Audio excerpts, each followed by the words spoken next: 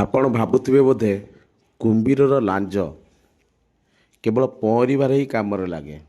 ଯଦି ଏହା ଭାବୁଛନ୍ତି ତାହେଲେ ଭୁଲ।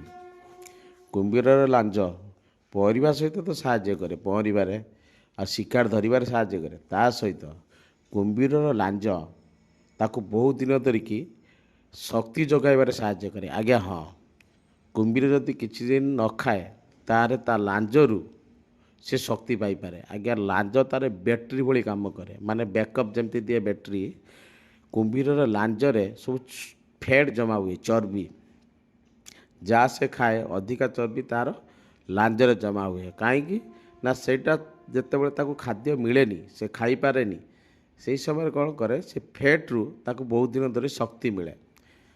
ତେଣୁ କେବଳ ଲାଞ୍ଜ ତାର ପହଁରିବାରେ ସାହାଯ୍ୟ କରେନି, ତାକୁ ଖାଦ୍ୟ ଜମା ରଖିବାରେ ବି ଶକ୍ତି ସଂରକ୍ଷଣରେ ବି ଲାଞ୍ଜର ତାର ବ୍ୟବହାର ହୁଏ। ତେଣୁ ଲାଞ୍ଜ ତାକୁ ବହୁତ ଦିନ ଧରିକି ଶକ୍ତି ଦେଇଥାଏ ଖାଦ୍ୟ ଶିକାର କରିବା ପାଇଁ, ପହଁରିବା ପାଇଁ। ଯଦି ସେ ବହୁତ ଦିନ ଧରି ଖାଇପାରିଲାନି, ଖାଦ୍ୟ ନ ମିଳିଲା, ତାହେଲେ ତାକୁ ଲାଞ୍ଜ ତାକୁ ଶକ୍ତି ଅଭାବ କରେନି, ପ୍ରଚୁର ପରିମାଣରେ ତାକୁ ଶକ୍ତି ପ୍ରଦାନ କରିଥାଏ।